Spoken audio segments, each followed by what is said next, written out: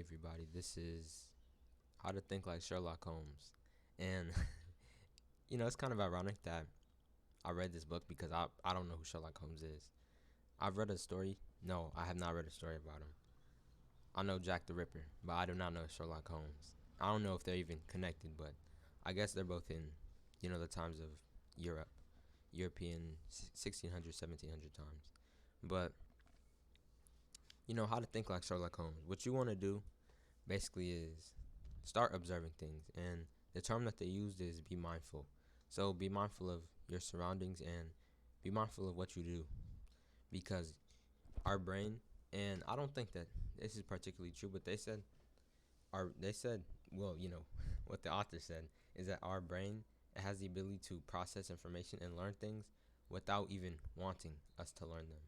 So so I don't think that's true, honestly, simply because I don't know, we have to be, present in the moment and actually want to learn for us to learn.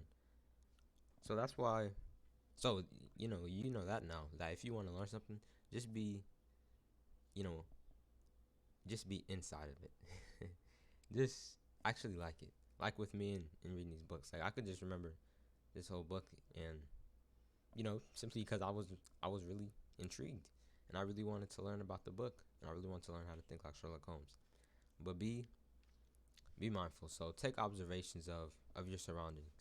So the example that they gave in this book was when Sherlock Holmes was walking up Watson's stairs in his building, his apartment, and Sherlock Holmes, he knew exactly how much steps there were when Watson didn't. And I think that's kind of going a little too far, honestly. I don't think you have to count every step that you walk on, but maybe just do a little, just think more than normal, basically. So look at your surroundings, and you don't have to count everything around you, but just look at everything around you, and try and process it. And after you process the information, you want to just get creative with it. Think about all the ways that could happen with it.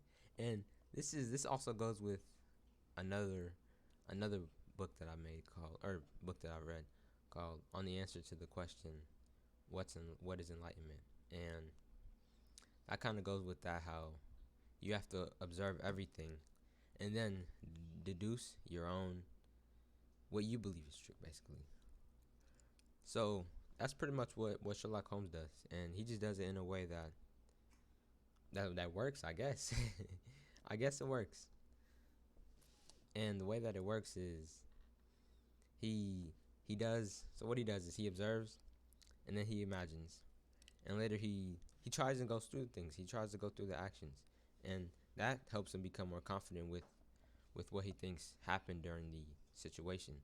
Because when you go through the actions, you you become more confident. But the problem with that is a lot of people become overconfident because they think, oh, it could only happen this way. But what Sherlock Holmes does is he thinks, I can't say outside the box, but he also looks at the things that are, improbable. Like the exact example they gave was that the villain, or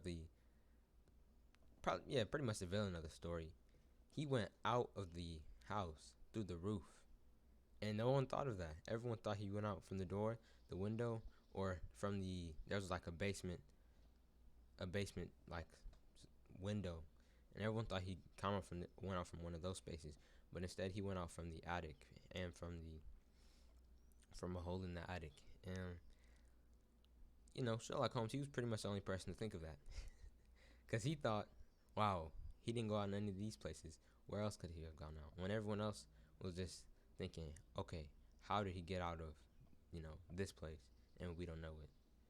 So he thinks outside the box, and this is stuff that's pretty easy to add into your life if you're actually looking to enhance your detective abilities. I don't know, maybe it's sort of like detective abilities, and also if you just like live in these worlds. So if you like reading Sherlock Holmes or Batman, that's another person. Batman's a great detective, and that's my bias. I could say it. I love Batman. So so if you're like in these worlds and you're basically playing through these characters through either reading a book or reading the comics, because I'm pretty sure Sherlock Holmes has comics like Batman, and I know there's video games about them. So if you like play through them through their characters, then you really get to know how they act, and you can try and interpret that. And the way you perceive it is the way how you'll pretty much show it off, or how you'll show it through your life. Because the more you're into a character, the more you'll be like them, and that is basically how to think like Sherlock Holmes.